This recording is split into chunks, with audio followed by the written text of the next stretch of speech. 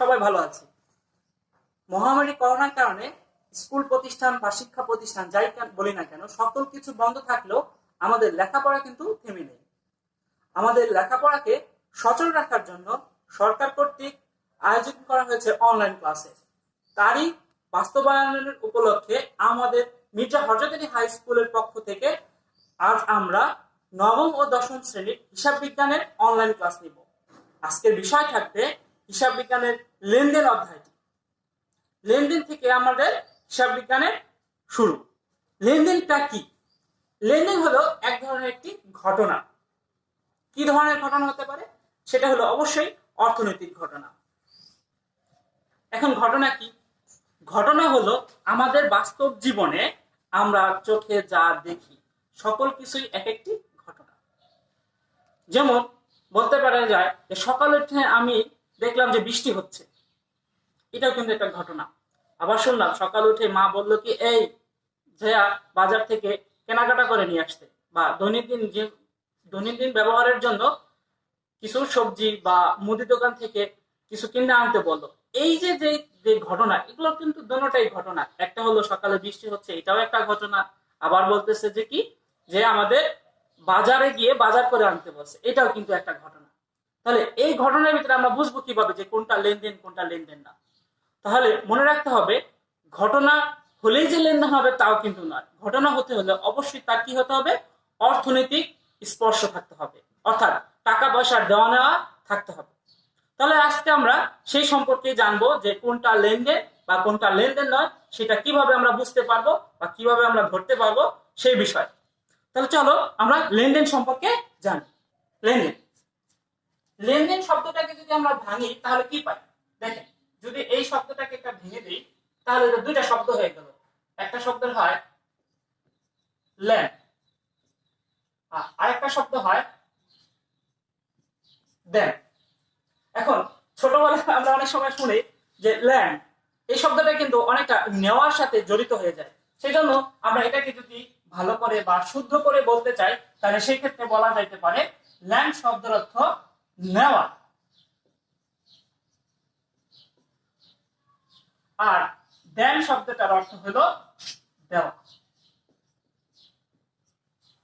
তাহলে আমরা লেনদেন শব্দটাকে ভাঙলে কি পেলাম? নেওয়া দেওয়া। এখন কি নেওয়া দেওয়া বা কিসের নেওয়া দেওয়া? কিসের নেওয়া দেওয়াকে আমরা লেনদেন বলতে পারি? সেই কারণে এটাকে বলতে পারি আমরা যে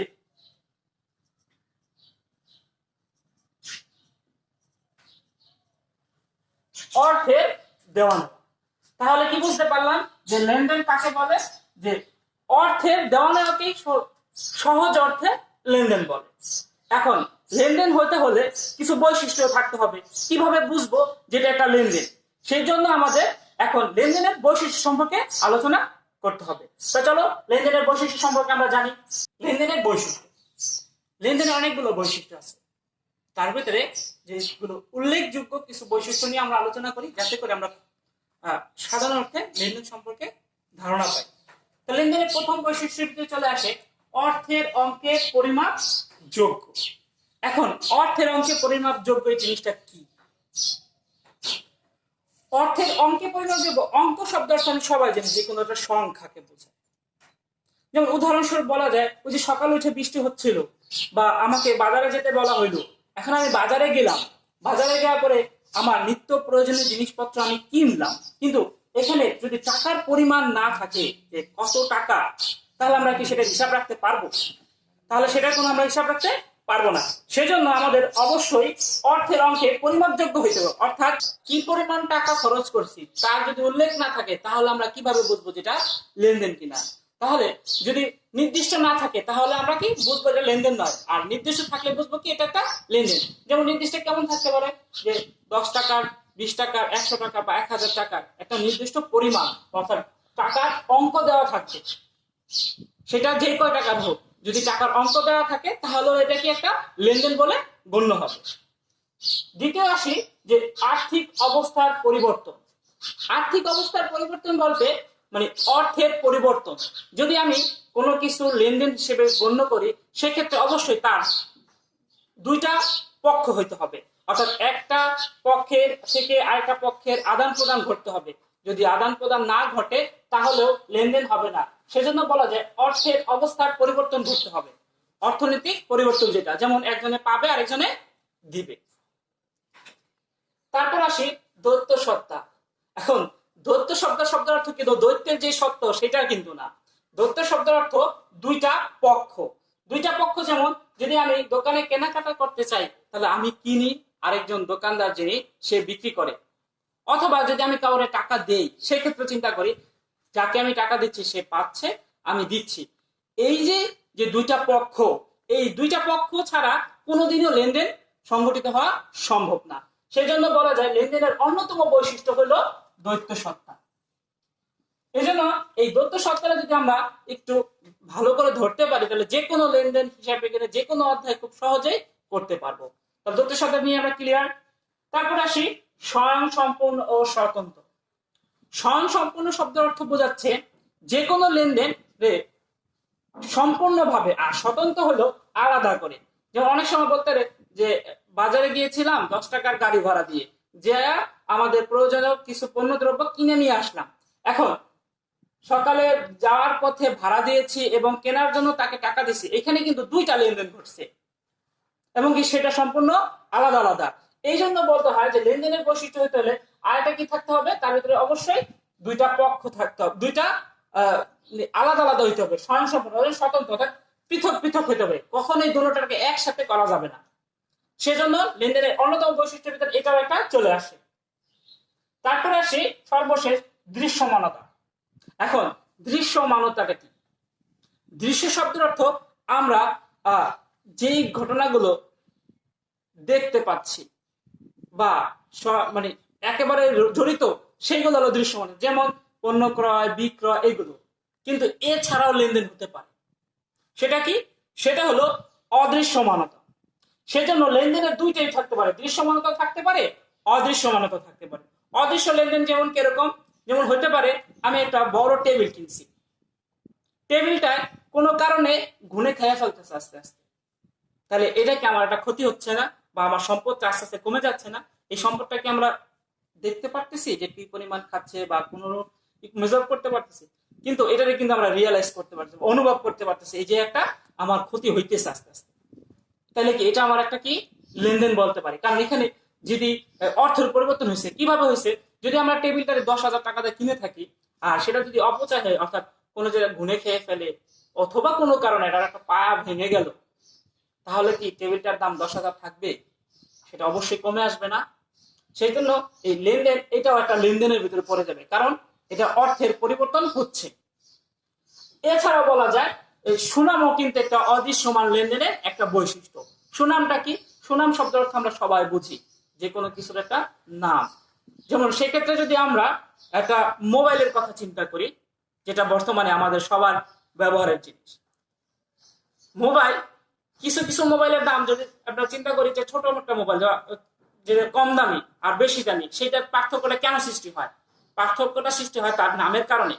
যেমন একটা স্যামসুং ফোন আর স্যামসাং ফোন, এর সেম ক্যাটাগরি ফোন যদি আমরা কিনতে যাই, অবশ্যই কিন্তু আমাদের স্যামসাং ফোনটার দাম বেশি রাখে। কারণটা কি? এর কারণ হলো যে ওই ফোনটার ব্র্যান্ডের হয়ে গেছে, ওইটার এই যে সুনামের কারণেই আমাদের দামটা কি, ভ্যালুটা কি বেড়ে গেছে। এই জন্য এটাও একটা ধরনের লেনদেন। সেজন্য আমরা লেনদেনের বিভিন্ন বৈশিষ্ট্যের ভিতরে এটাকেও একটা মুখ্য লেনদেন হিসেবে ধরতে পারি। এবার আসি আমরা লেনদেনের প্রকারভেদ। লেনদেনের প্রকারভেদ মূলত দুই প্রকার। কি কি? একটা হলো বাহ্যিক লেনদেন আর হলো অভ্যন্তরীণ লেনদেন।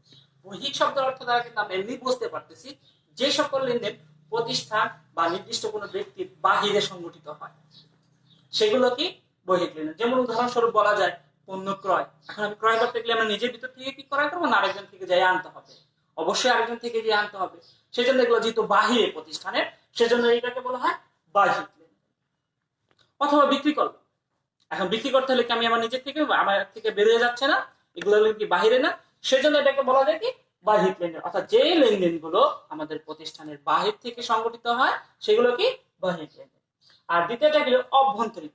অভ্যন্তরীণ অর্থ শব্দ তো ভেতরে, যে কোনো প্রতিষ্ঠানের ভেতরে যে ধরনের লেনদেনগুলো হয়ে থাকে, যেমন একজনকে বেতন দিলাম, কাউকে মজুরি দিলাম, বা কারো থেকে ভাড়া পেলাম, এটা আমার প্রতিষ্ঠানে আসলো, সেক্ষেত্রে এই ভিতরের লেনদেনগুলোকে আমরা বলতে পারি অভ্যন্তরীণ লেনদেন।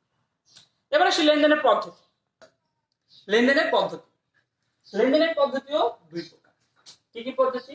একটা হলো প্রচলিত পদ্ধতি, আর একটা হলো কি আধুনিক পদ্ধতি। প্রচলিত পদ্ধতিতে আমরা আরেকটা নাম চিনতে পারি, সেটা হলো কি সনাতন পদ্ধতি অথবা সমীকরণ পদ্ধতি। এন্ড প্রচলিত কি?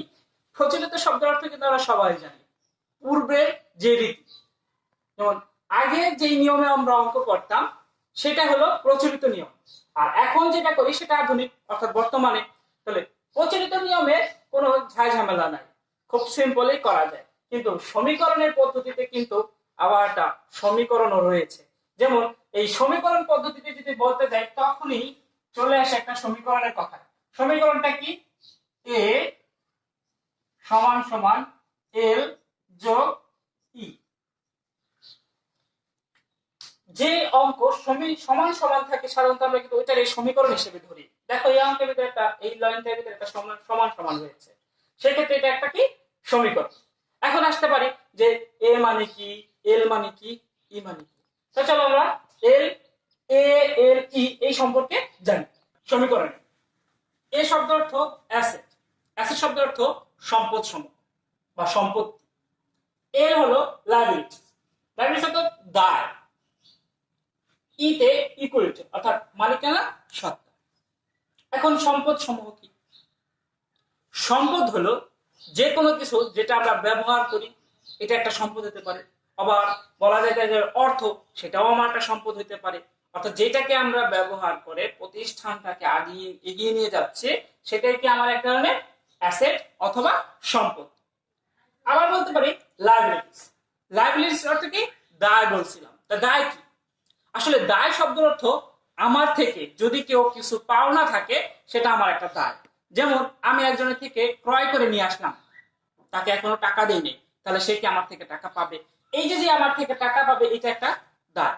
অথবা কোনো কারণে কেউ আমার থেকে বা কোনো ব্যক্তি আমার থেকে টাকা পায়, তাহলে এই যে পায়, সেটা কি আমার একটা দায়। অথবা হতে পারে আমার ব্যবসার প্রয়োজনে আমি কারো থেকে ধার আনলাম বা ঋণ নিলাম, এই ঋণটাও কি আমার একটা প্রতিষ্ঠানের দায়।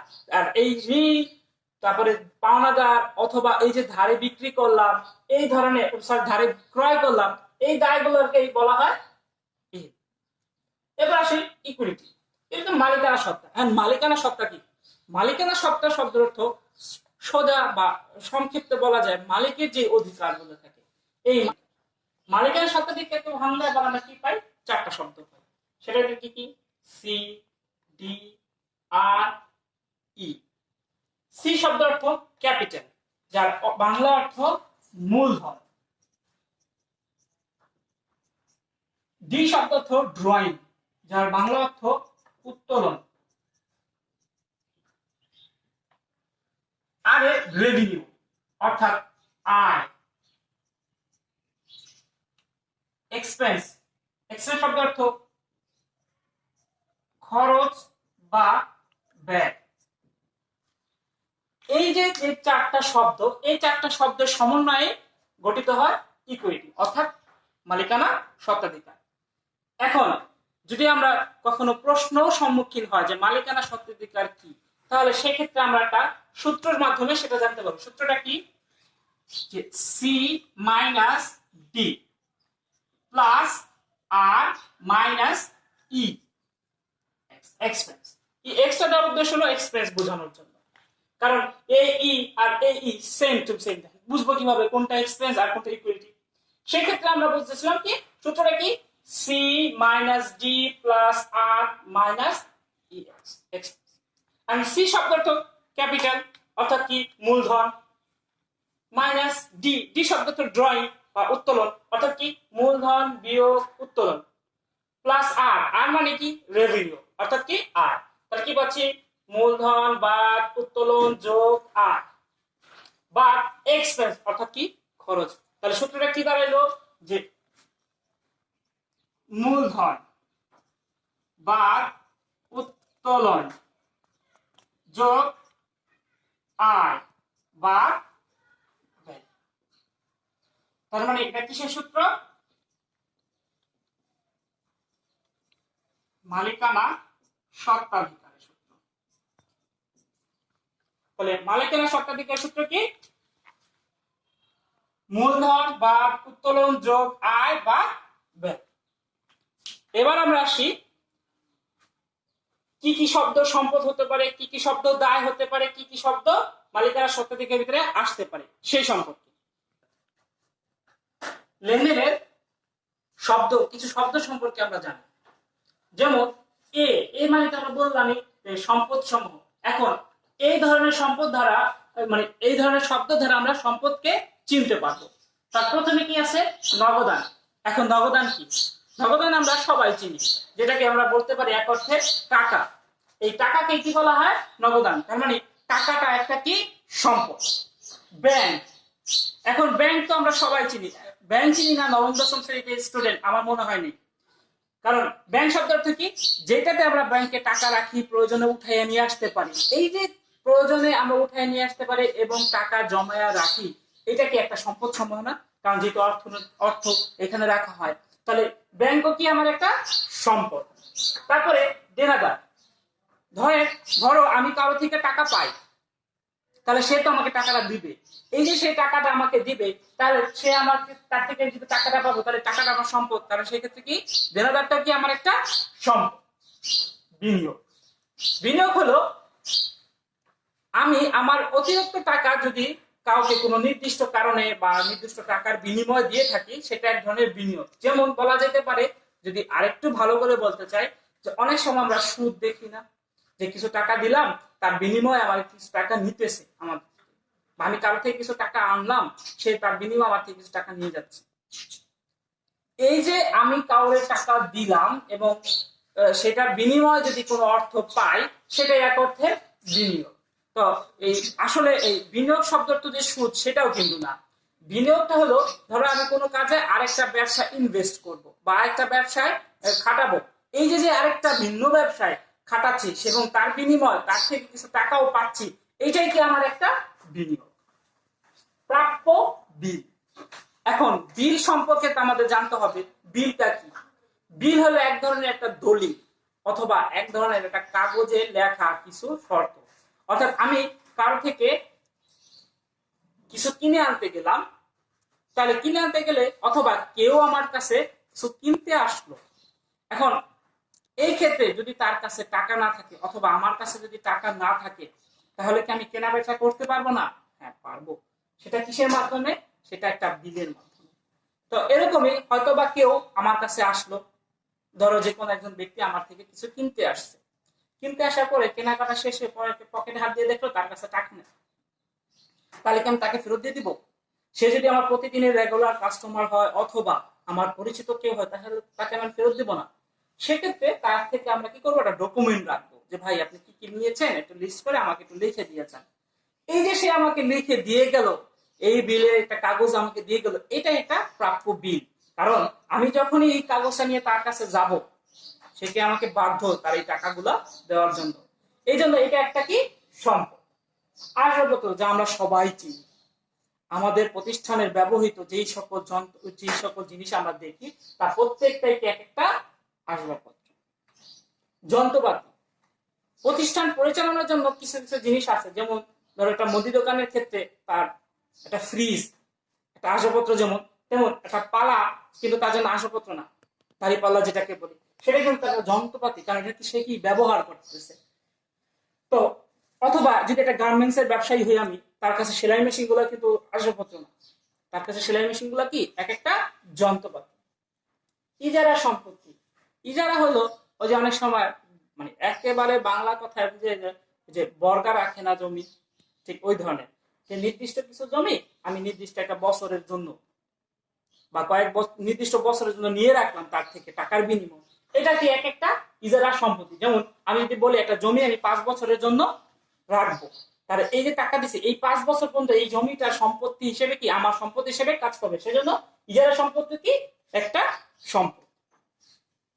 সুনাম। সুনাম নিয়ে তো আমরা আলোচনা করেছি, যেটা অদৃশ্যমান। সুনামটাও কি আমার এক ধরনের সম্পদ। তারপর আসি ট্রেডমার্ক। সুনাম ট্রেডমার্ক অনেকটা কাছাকাছি। সুনাম হলো যেটা মুখে মুখে বলে বা জানতে পারি, করতে পারি এরকম। আর ট্রেডমার্ক হলো নির্দিষ্ট একটা লোগো। এই ট্রেডমার্ক আমাদের প্রতিষ্ঠানের এক একটা সুনাম, তাহলে বা সম্পত্তিও বলা যায়। তাহলে এই যে সম্পত্তি সমূহ নাম, সম্পত্তি সমূহ, এই শব্দগুলো আমাদের কি করতে হবে, একটু মুখস্থ করতে হবে। তাই আমি সকল ছাত্রছাত্রীকে বলতেছি এই জিনিসগুলো আমরা উঠাই নিব, যে কোন শব্দগুলো সম্পত্তি। নগদান, ব্যাংক, দেনাদার, বিনিয়োগ, প্রাপ্য বিল, আসবাবপত্র, যন্ত্রপাতি, ইজারা সম্পত্তি, সুনাম, ট্রেডমার্ক ইত্যাদি। এরপর আসি দায় সমূহ। দায় সমূহকে কি কি পেয়েছি? পাওনাদার, ঋণ, বন্ধকি ঋণ, প্রদয় বিল, ব্যাংক জমাকৃত। তাহলে পাওনাদার কি? পাওনাদার হলো আমার থেকে যদি কেউ টাকা পায়, সে আমার কি একটা পাওনাদার। সেক্ষেত্রে আমার থেকে কিভাবে পেতে পারে? সে আমার থেকে, আমি ক্রয় করে এনেছি তার জন্য পেতে যেতে পারে, কোনো কারণে এনেছি সেক্ষেত্রে আমার থেকে পেতে পারে। অর্থাৎ এক অর্থে আমার থেকে যারা টাকা পাবে তারা কি আমার পাওনাদার। ঋণ, ঋণ হলো এক ধরনের ধার। আমার ব্যবসা প্রয়োজন হলে আমরা কি করি? অনেকের থেকে ধার করি না টাকা, যে আমাকে 5,000 টাকা দেন বা 10,000 টাকা দেন। এই যে টাকাটা তাকে তো আমাকে এক সময় দিয়ে দিতে হবে নির্দিষ্ট সময়ের ভিতরে। এই যে ধার আনলাম সেটাই কি আমার ঋণ। বন্ধকি ঋণ, বন্ধকি ঋণের ভিতরে চলে আসবে যে যদি আমি কোনো সম্পদ তার কাছে রেখে তার থেকে যদি কোনো টাকা আনি, এটা এক ধরনের কি বন্ধকি ঋণ। যেমন হতে পারে, যেমন স্বর্ণকারের দোকানে গেলে কিন্তু আমরা অনেক সময় স্বর্ণ রেখে তার থেকে টাকা নিয়ে আসি, এইটা এক ধরনের ঋণ বা বন্ধকি ঋণ। তাহলে আমরা বন্ধকি ঋণ সম্পর্কে জানলাম যে বন্ধকি ঋণ কোনগুলো, যার বিনিময় আমরা কোনো সম্পদের বিনিময়ে টাকা পেয়ে থাকি, সেটাই কি আমার একটা বন্ধকি। প্রদয় বিল, প্রদয় বিলটা হলো প্রাপ্য বিলের মতনই। প্রাপ্য বিল হলো আমি কারো থেকে কাগজ পেয়ে তারে পণ্য দিয়ে দিই, সেই জন্য প্রাপ্য বিল। আর প্রদয় বিল হলো তার উল্টা, কারো কাছে আমি যে টাকা না দিয়ে পণ্য নিয়ে আসলে সেক্ষেত্রে তাকে যে কাগজটা লিখে দিয়ে আসবো, সেটাই কি আমার একটা প্রদয় বিল, কারণ বিলটা আমার থেকে চলে গেছে, সেজন্য এটা প্রদয় বিল। ব্যাংক জমা অতিরিক্ত, ব্যাংক জমা অতিরিক্ত হলো ব্যাংকে যে সব সময় জমা থাকে তার টাকা উঠে। অনেক সময় কিন্তু আমাদের ব্যবসায় লেনদেনের কারণে অনেক ক্ষেত্রে টাকা অতিরিক্ত উঠায় নিয়ে আসা হয়, অর্থাৎ যা আছে তার থেকে বেশি উঠায় নিয়ে আসা হয়। এটা অবশ্যই ব্যাংক শর্ত সাপেক্ষে দিবে। এছাড়া এমনি চাইলে কিন্তু যে যা টাকা রাখবে তার চেয়ে বেশি দেয় না। কোনো কারণে যদি ব্যাংক তার টাকা অতিরিক্ত দিয়ে থাকে, অর্থাৎ যা আমার কাছে আছে তার থেকে বেশি যদি দিয়ে থাকে, সেটাই কি আমার ব্যাংক জমা অতিরিক্ত। ইত্যাদি লেখছি না, এর মানে কিন্তু আরো রয়ে গেছে। যেমন অনেক সময় মনে থাকে না, আবার কি হতে পারে যে আরো হইতে পারে, যেমন অগ্রিম ব্যয়, বকেয়া আয়।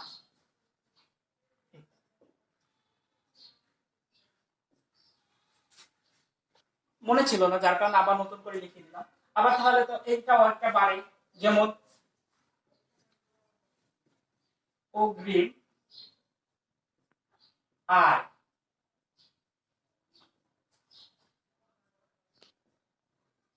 বকেয়া ব্যয়।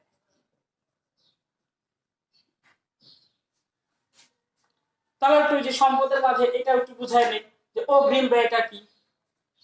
কোনো কারণে ধরো মজুরি দিলাম, সে একটা কাজের জন্য কাউকে মজুরি দিলাম, তাকে বললাম কি ভাই কালকে কাজটা করে রাখো, এখনই আমি তাদের টাকাটা দিয়ে রাখলাম। এই যে ব্যয়টা এখন কালকে হবে, সেই টাকাটা আমি এখন অগ্রিম তাকে দিয়ে দিছি। তাহলে এই যে কাজ সম্পূর্ণ হওয়ার আগ পর্যন্ত এটা আমার একটা কি সম্পদ হিসেবে কাজ করে। আবার বলা যেতেছে যে ও বকেয়া আয়। বকেয়া আয়টা কি? বকেয়া আয়টা হলো আমি কোনো কাউকে কাজ করে দিছি বা কোনো কিছুর বিনিময়ে আমি টাকা পাও না, অর্থাৎ তার থেকে পাবো কিন্তু সে আমাকে এখনো দেয় নাই। তাহলে এই যে আমার একটা তার থেকে পাচ্ছে, এটা যেমন দেনা যায়, এর পাশাপাশি এটা বকেয়া আয় না, যেহেতু এটা আমার আয় হয়েছে। সেক্ষেত্রে আমরা কি বলতে পারি যে বকেয়া আয় হলো সেটাও কি আমার একটা সম্পত্তি। তো দায় সমবেত দুটা শব্দ যদি অ্যাড করলাম, সেগুলো অগ্রিম আয়। ঠিক উল্টাই হয়ে যায়, যেমন আমি কাউকে বললাম কালকে আপনার এই কাজটা আমি করে দিব, সেই বিনিময়ে তার থেকে টাকা নিলাম। এই যে এখন কালকে কাজ করব, কালকের জিনিসটা আমরা আজকে তার থেকে টাকা নিয়ে নিলাম, এখন এই কাজটা কি তার কাছে আমরা দায়বদ্ধ হয়ে গেলাম না, তাকে আমার কালকে করে দিতে হবে। এই যে যে দায় সৃষ্টি হলো, এটাই কি একটা দায় সমূহ। বিপরীত অর্থে বলা যায় বকেয়া আয়, বকেয়া ব্যয়। যেমন আমি কেউ আমার থেকে কাজ করে নিয়ে গেছে, তার আমার ব্যয় হয়ে গেছিল ওইটা, বা কোনো কারণে আমার টাকা দেওয়ার দরকার ছিল, দেইনি, তার কাছে বকেয়া রাখছি, তার টাকাটা আমি এখন আমার কাছে কি বকেয়া রেখে দিয়েছি, এখন তাকে দেই নাই, সেক্ষেত্রে সে আমার থেকে টাকা পাবে। আর সে যদি আমার থেকে টাকা পায়, তাহলে কি সে আমার দেনাদার দায় না, তার কাছে আমি দায়বদ্ধ আছি না। সেজন্য কি বকেয়া ব্যয়কেও আমরা দায় সমূহ হিসেবে চিনতে পারি। মালিকানা সত্ত্বাধিকার কিন্তু এই চারটা শব্দ আমরা অনেকবার বলছি, যে মূলধন, উত্তোলন, আয়, ব্যয়। এখন মূলধন কি সেই সম্পর্কে আমরা জানি। মূলধন হইল মালিক অর্থাৎ আমি, অথবা যদি আমরা অনেকে মিলে প্রতিষ্ঠানটা করি, তাহলে আমাদের সবাই অর্থাৎ ব্যক্তি বর্গ মিলে এক অর্থে প্রতিষ্ঠানে মালিক যা আনে তাই এক একটা মূলধন। এখন মালিক যদি টাকা আনে তাহলে নগদান মূলধন হয়ে যাবে, তারপর যদি পণ্য আনে সেক্ষেত্রে ক্রয়টাও মূলধন হবে। আবার অনেক সময় দেখা যায় আমাদের বাড়িতে ব্যবহারের জন্য যে আসবাবপত্র থাকে সেগুলো আমরা কি করি প্রতিষ্ঠানে নিয়ে আসি, তাহলে ওই যে আসবাবপত্র গুলো আনলাম ওইটাও কি একটা মূলধন, কারণ এই জিনিসগুলো সব প্রতিষ্ঠানের ভিতরে আসতেছে, আর এই আনাটা কি আনতেছে মালিক আনতেছে, যেহেতু মালিক আনতেছে সেই জন্য এটা কি হয় মূলধন। এবার আসি উত্তোলন। উত্তোলন হলো ঠিক মালিক যেভাবে আনে তার বিপরীতটা হয়ে যায়। প্রতিষ্ঠান থেকে মালিক তার নিজের প্রয়োজনে যা নিবে তাই উত্তোলন। যেমন আমি একটা মুদি দোকানদার, এখন আমার বাসায় হঠাৎ করে বাসায় ব্যবহারের জন্য চালের প্রয়োজন হইল বা ডালের প্রয়োজন হইল, অথবা এমন কিছু প্রয়োজন হলো যা আমার প্রতিষ্ঠানের ভিতরে আছে, তাহলে যে জিনিস আমার প্রতিষ্ঠানের ভিতরে আছে সেটাকে অন্য জায়গা থেকে কিনতে যাব? যে ভাই আমার কাছে ডাল আছে, আমি কি করলাম কি আরেক দোকানের থেকে যাই ডাল কিনবো, এটা কি সম্ভব? কোনোদিনে সম্ভব না। তাহলে আমরা কি করুন, যে আমার ঘরের জন্য বা আমার বাসার জন্য নিয়ে যাওয়ার জন্য আমরা কি প্রতিষ্ঠানে যে ডাল আছে সেখান থেকে নিয়ে গেলাম। তাহলে এই যে মালিক নিজের প্রতিষ্ঠান থেকে কিছু নিয়ে যাচ্ছে সেটাই কি এক একটা উত্তোলন। সেক্ষেত্রে সেটা পণ্য, ডাল, চাল এরকম না, পণ্যও হতে পারে আবার টাকাও হতে পারে। টাকা কেমন হতে পারে, যে হঠাৎ করে তার ছেলে বা আমার মেয়ে অথবা কোনো কারণে আমার একটা টাকা কাউকে দিতে হবে, এখন আমার নিজের কাছে নাই, তাহলে আমি কি তাকে দিতে হলে আমার প্রতিষ্ঠান থেকে নিয়ে দিব না? এখন এই যে প্রতিষ্ঠান থেকে নিয়ে দিচ্ছি, তাহলে প্রতিষ্ঠানের কি অর্থ কমে যাচ্ছে না? এই অর্থটা কমে যাচ্ছে, যেহেতু সেক্ষেত্রে এটা মালিক নিতেছে, মালিক নেওয়া ছাড়া তো হচ্ছে না। এই জন্য মালিক কি করে, এই টাকাটা উত্তোলন করে, সেই জন্য এটাকে উত্তোলনটা কি মালিকের অধিকার অথবা ই। এবার আসি আয়। আয় কি? আয় হলো যার বিনিময় বা যে কোনো কাজের কারণে যদি আমি টাকা আমার প্রতিষ্ঠানে আসে অথবা আমার কাছে আসে, যেই কারণে আসবে সেটা কি একটা আয়। যেমন হতে পারে বিক্রি, কারণ বিক্রি করলে আমি টাকা পাই, সেজন্য বিক্রয়টাকে আমার একটা আয়। অথবা হতে পারে ধরো কোনো কাজ করে দিছি কাউকে, কমিশন হিসেবে পেতে পারি, তাহলে কমিশনটা কি আমার একটা আয়। এবার আসি ব্যয়কে। ব্যয়টাও হলো আমাদের ঠিক এই আয়ের বিপরীতটা। আমরা টাকা পেলে যেটা আয় হয় তার বিপরীত হলো কি টাকা যাওয়া, অর্থাৎ কোনো কারণে যদি আমার থেকে টাকা চলে যায়, যেই কারণে যাবে সেটা এক একটা কি ব্যয়। আর সেটা অবশ্যই যেমন হতে পারে, যেমন ক্রয় করলে কি আমি টাকা দিয়ে দিছি না, টাকা দিলে আমার কি অর্থের পরিবর্তন হয়েছে না, আমার থেকে অর্থ চলে গেছে না, এই অর্থ চলে যাওয়ার কারণে এটাকে একটা ব্যয়। তাহলে আজকের আমরা কি কি শিখলাম সেটা আরেকবার একটু বলি। আজকে আমরা লেনদেন সম্পর্কে জেনেছি, লেনদেনের বৈশিষ্ট্য সম্পর্কে জেনেছি, লেনদেনের প্রকারভেদ সম্পর্কে জেনেছি, লেনদেনের পদ্ধতি সম্পর্কে আমরা জেনেছি, তারপরে লেনদেনের যে পদ্ধতির ভিতরে সমীকরণের যে জিনিসটা আছে সমীকরণ সম্পর্কে আমরা একটু ডিটেলস জানার চেষ্টা করেছি। তারপরে আমরা এই সমীকরণ ভেঙে যে শব্দগুলো পেয়েছিলাম, যে এ equal to L plus E, কোনটা শব্দের অর্থ কি বোঝাচ্ছে সেটাও জানছি। আবার কি আমরা মালিকানা স্বত্বাধিকার ভাঙলে কি চারটা শব্দ পাওয়া যায় সেটাও জানলাম, যে মূলধন, বাদ উত্তোলন, যোগ আয়, বাদ ব্যয়। তো আমাদের সমীকরণ সম্পর্কে অনেকটাই ধারণা হয়েছে। এখন ধারণা হলেই হবে না, অঙ্কে তো বা প্র্যাকটিক্যালি যেতে হবে। এই আমার স্যারে বলতো কি যে সাইকেল চালানোর একটা গল্প বলছিল। গল্পটা কি, দুই বন্ধু রেস ধরছে যে কে আগে সাইকেল চালানো যায় শিখতে পারে। এখন কে আগে সাইকেল চালানো শিখতে পারে সেই জন্য তার কি করতে হবে, এখন যে একজন যে একটু ভালো ছাত্র সেটা হলো কি বাজার থেকে একটা বই নিয়ে আসলো, আর যে একটু দুষ্ট মানে একটু দুর্বল ছাত্র সে করলো একটা সাইকেল নিয়ে আসলো।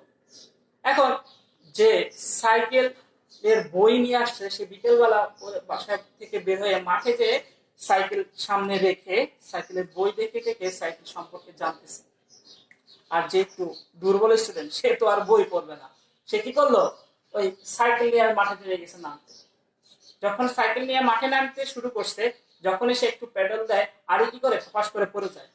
এই দেখে ভালো ছাত্র মনে মনে হাসতেছে আর বলতেছে আহ কি গাধা রে, সাইকেল বলে এভাবে চালায়, এটা বলতেছে আর সে নিজের বইটা পড়তেছে।